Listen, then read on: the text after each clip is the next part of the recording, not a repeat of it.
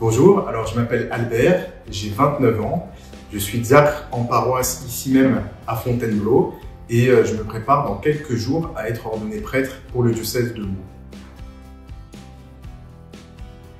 Ce que j'aime faire dans mon temps libre, c'est prendre mon ukulélé, ou plutôt un de mes 4 ukulélés, jouer, chanter, louer et puis aussi randonner. J'aime beaucoup la nature, l'été, prendre quelques jours avec des amis aussi. Pour randonner, c'est vraiment j'aime ça. Si je n'étais pas prêtre, en fait, j'ai toujours voulu prendre soin des personnes. Donc, j'espérais être un jour médecin. Et alors, comme j'avais quand même d'avoir peur du sang, j'ai préféré être ingénieur et ensuite transmettre, voilà, pour transmettre mes connaissances, transmettre le goût de la transmission, c'est très important pour moi. Alors j'ai découvert le ukulélé, en fait j'ai commencé le ukulélé au séminaire. Pendant la première année, il se trouvait que j'entendais quelqu'un qui dans la cour jouait du ukulélé. Je me disais mais ça c'est génial, il me faut cet instrument. Je suis vraiment tombé dingue de l'instrument et puis j'ai appris pendant les premières années, mes 2 premières années de séminaire. Et au FRA je suis parti, au GMJ je suis parti avec et puis en paroisse aussi.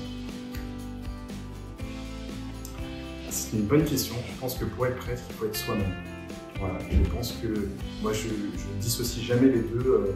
Le fait d'être moi-même en pastoral et voilà, tout simplement être soi-même. Et en fait, nos apostolats sont très différents, très divers et variés. C'est-à-dire qu'on est à chaque fois appelé à être différent, entre guillemets, dans nos relations. Mais au fond, ce qu'il y a de commun, moi, c'est vraiment ce désir de faire aimer Jésus. Et ça, c'est un désir qui habite ma prière personnelle. Jésus, je t'aime. Je termine toujours les soirs par cette phrase, toutes mes prières, Jésus, je t'aime. Et ça, c'est le point commun qui ne va pas forcément paraître quand je vais rencontrer des gens, quand je vais discuter avec des personnes, mais qui, moi, est vraiment mon trait d'union dans tous mes différents apostolats, mes différentes missions. Et après, j'aime quand même dire ça simple. Alors le Père Albert, ça sera quelqu'un qui aime profondément les gens, tout simplement. Je termine toujours mes journées en disant voilà, Jésus, je t'aime. Et dans ma prière, c'est vraiment constant, c'est une constance. Et à travers mes différentes missions, c'est quelque chose qui me porte. Même si je ne le dis pas dans mes missions, c'est quelque chose qui m'habite. Et voilà, l'amour des gens que le Seigneur met sur mon chemin me porte. Et ça, c'est mon racine, c'est ici. Une drôle, c'est que je suis conseiller d'une équipe Notre-Dame. Ceux qui sont membres de l'équipe pourront reconnaître cette aventure. J'avais accueilli toute mon équipe ici au presbytère et j'avais pris beaucoup de temps pour préparer un dîner avec soin, des lasagnes.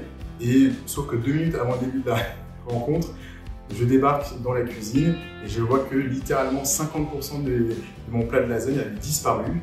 Et donc c'était un petit peu la grosse catastrophe. J'appelle un peu en catastrophe le curé, le Père José, qui m'a aidé à trouver une solution.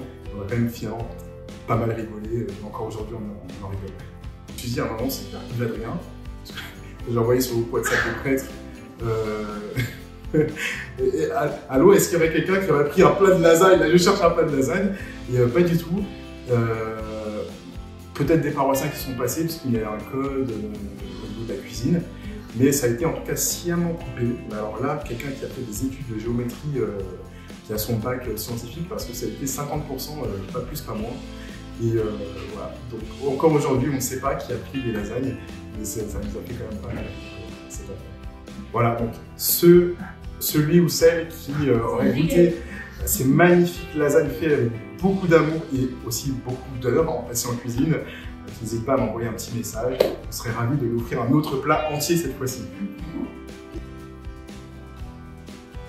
Alors, chers amis diocésains, chers amis paroissiens, le 23 juin prochain, je vous invite vraiment à venir à ces ordinations à la cathédrale de Meaux pour nous soutenir dans la prière, pour nous soutenir aussi par votre présence. C'est grâce à vous qu'aujourd'hui je peux m'avancer avec confiance pour donner ma vie pour le Seigneur et pour l'Église. Et votre présence est vraiment compte beaucoup pour mon cœur. Donc venez, il y aura de la place.